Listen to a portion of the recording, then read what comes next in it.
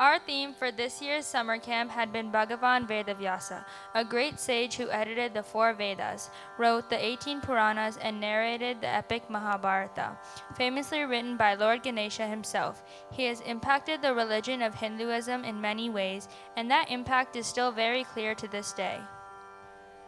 Over the course of this camp, we have learned about Bhagavan Veda Vyasa and compiled that information into this play, which is a summary of his life and accomplishments to honor him in everything he has done. So without further ado, we present to you the life of Bhagavan Veda Vyasa.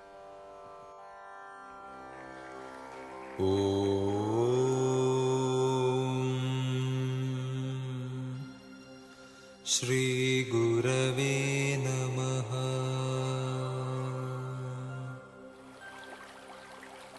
Krishna, Krishna! What's wrong, Mother? There you are. Krishna, why are you up so early? Today's my birthday, Mother. So, Oh, I see. he said he would meet me here right around now. And when did he say that? He told me last night, Last night? in a dream, Ma. Oh, Krishna. And it was just like last year. Beta, these are especially hard times, and it may be difficult for him to visit. What if he isn't able to make it home tonight? Not to worry, Mother. He said he would come, and I believe him. My son, Pranam Parashara. Welcome home. it's nice to see you again, Matsya. I've missed you both so much. Father, do you know what today is? How could I forget, birthday boy? Come, let's go inside and eat. Parashar's annual visit is one that both father and son excitedly look forward to, but the reason behind these rare visits was a dark one. There is an evil king named Sahasrarjun who had once been wronged by a sage, who sought revenge upon all Brahmins and others who studied the Vedas. He went around burning down the ashrams, destroying temples, and killing rishis. Sahasrarjun's rampage spread all the way to Parashara's ashram, resulting in the destruction of the ashram and murder of many of his disciples. Now living in the fear of being found once again by the king, Parashara and his 2 remaining disciples traveled around India, giving their lives to the protection of the Vedas. Father, can you chant some mantras for me? I haven't heard your voice in so long. Of course, Krishna.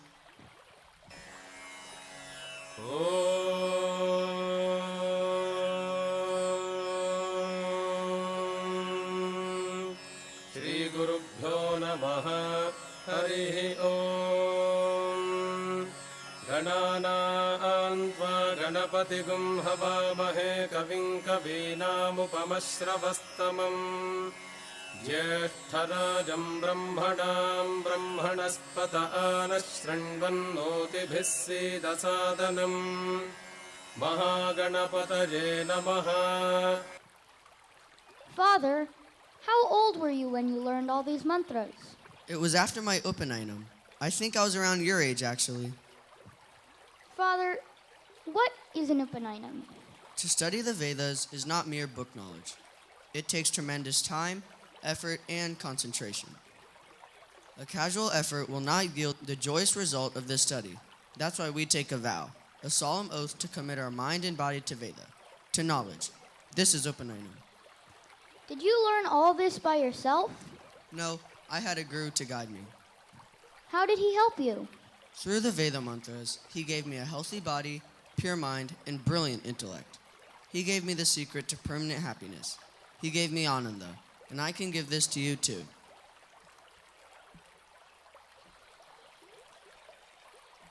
I'd like to enter the life of Brahmacharya with the initiation of the sacred thread, so that one day I can study and chant the holy Vedas just like you. We must start at once so you can begin your spiritual quest.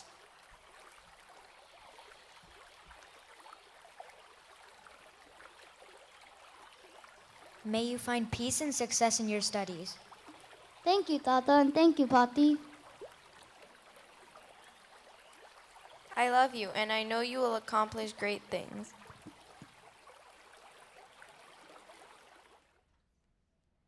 Years have now passed, and both father and son have aged. It has been years since Krishna joined the order of Brahmacharya and has taken the name Dvaipa, given to him by his father. They both had to be constantly moving from ashram to ashram, in fear of the demons that had once destroyed Parashara's ashram and killed most of his disciples. Now they spread the message of the Vedas everywhere they went, rejuvenating people's faith in God.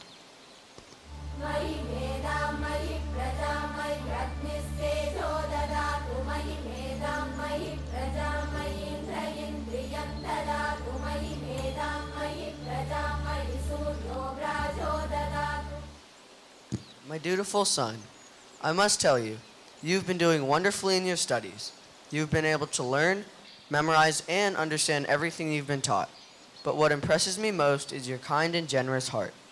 You're always putting the needs of others before your own, and you produce more than you consume. I suppose what I'm trying to say is that I'm proud of you.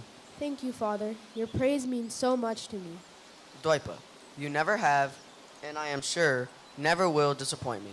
But I must admit, I'm still troubled by all the events our people have gone through in the past. I'm worried about how it may cause great difficulty to you. I know, Father. The demons that destroyed your ashram and killed most of your disciples are still looking for you, thus the constant moving around. But do not worry. With me by your side, we will prevail and overcome those demons through our teaching. Dwaipa, I must tell you something. Before you were born, I had performed a penance to Shiva, and he had granted me a boon. The boon had been about you, and how you would be a great brahmachari who would be known for his great knowledge.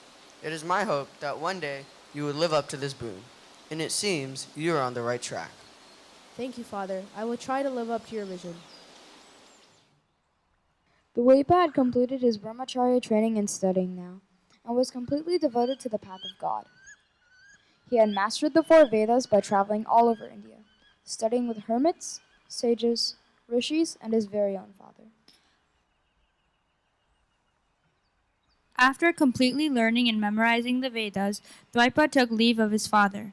But after traveling over much of India and talking to many people, he realized there was a problem in the relationship between the texts and those attempting to study them.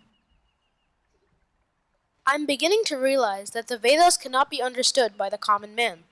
In order to assist the people in their spiritual journey, I must come up with a way to simplify the texts without reducing their meaning. And so Dwaipa thought for a very long time, concentrating very hard. It was going to take so much time to figure out what to do. Aha, got it. Oh, okay, never mind. I will split the Vedas into 4 parts.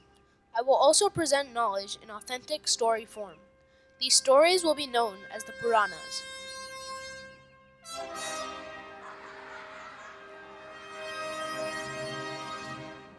That will make it easier for people to understand, and therefore it will make them want to study the Vedas. And with this achievement, he earned the name Veda Vyasa, translated as the one who split the Vedas. He also made sure that the Vedas were put in writing so that they wouldn't get lost in future generations. Many years had gone by since Veda Vyasa had famously split the texts, making Vedas more accessible to the public. Because of this, spiritual enlightenment was on the rise across Bharata. But he was still not satisfied. I want to make the holy texts even more understandable so that the most simple of men can fully grasp the meaning behind the words and absorb its values. But how shall I go about that? Once again, Bhagavan Veda Vyasa had to think long and hard about how to simplify the text further. It seems as if this is a problem that will take a lot of time. Got it. Seriously? I can't help it. I will compile all of the values and lessons from our literature into one text, one that will be in the form of a story that will live on for ages. But I can only dictate the story. I need someone who can write at the same speed I talk, but will understand everything I'm saying without asking me any questions. Let me meditate on it.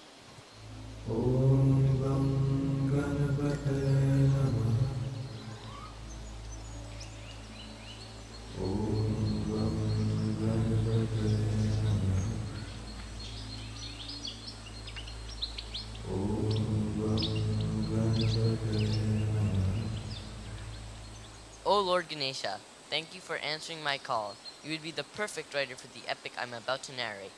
Shall we begin now? Of course. I will happily write down whatever you dictate as long as you can narrate as fast as I write. What do you plan to call this story? I plan to call it the Mahabharata. Perfect. Let us start.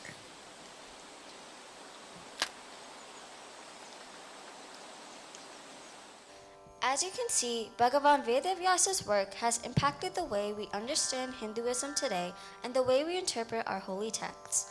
His legacy and achievements continue to live through the centuries and will continue to do so. We learned about his life over the past 4 weeks and how it has affected us in this day and age. We hope that you have also learned something and understood the greatness of Bhagavan Veda Vyasa and all that he has done. And with that, we conclude a retelling of Bhagavan Veda Vyasa's life.